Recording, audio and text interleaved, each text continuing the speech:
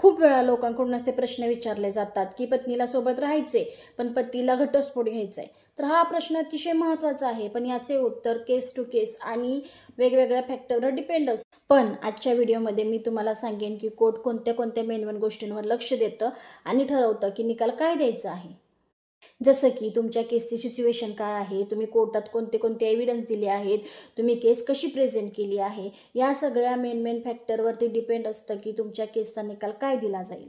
सगळ्यात पहिला पॉईंट येतो ती तुमच्या केसची सिच्युएशन काय आहे. ती सिच्युएशन वाईफच्या बाजूने आहे की हजबंडच्या बाजूने आहे.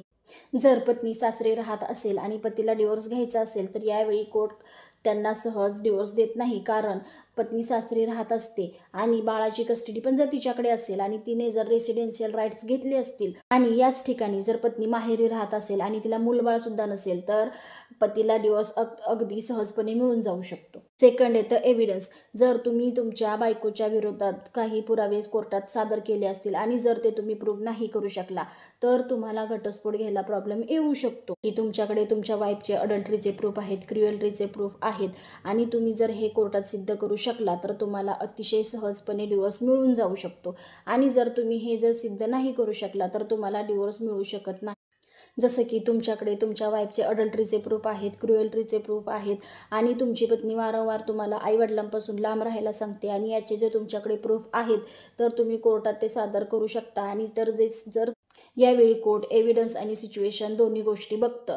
काही वेळा असं होतं की एव्हिडन्स सिच्युएशनवरती भारी पडतो आणि कित्येकदा असं होतं की सिच्युएशन एव्हिडन्सवरती भारी पडते. पण जर इथे सिच्युएशन जर वाईफच्या बाजूनं, जसं की पत्नी पतीला खूप त्रास देते, त्याच्याशी खूप भांडण करते आणि याचे प्रूफ जर पतीकडे असतील, तिचे व्हॉइस रेकॉर्डिंग असतील तर ते कोर्टात दाखवू शकतात. पण इथे जर कस्टडी बाळाच्या आईकडे असेल तर कोर्ट बाळाच्या फ्युचरचा विचार, तसेच तुमच्याकडे जो प्रूफ असेल की तुमची वाईफ अडल्टरीमध्ये येते, तिचा एक्स्ट्रा मॅरिटल अफेअर आहे किंवा ती दुसऱ्या कोणाशी तरी बोलते आणि याचे जर प्रूफ तुमच्याकडे असतील तर या सर्व गोष्टी तुमच्या बाजूला येतील. पण हे जर तुम्ही प्रूफ नाही करू शकला तर तुम्हाला डिवोर्स कारण कोर्टमध्ये जर तुम्ही एक ग्राउंड प्रूव्ह नाही करू शकला तर दुसरं ग्राउंड तुम्ही इझिली प्रूव्ह करू शकता आणि तुम्हाला घटस्फोट खूप सहज मिळून जाईल.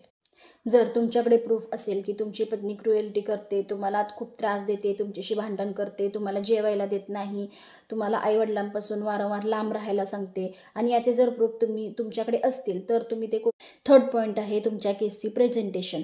तर इथे कोर्ट फक्त बुक्स आणि लॉ बघत नाही तर हे बघितलं जातं की तुम्ही तुमची केस कशी प्रेझेंट केली आहे.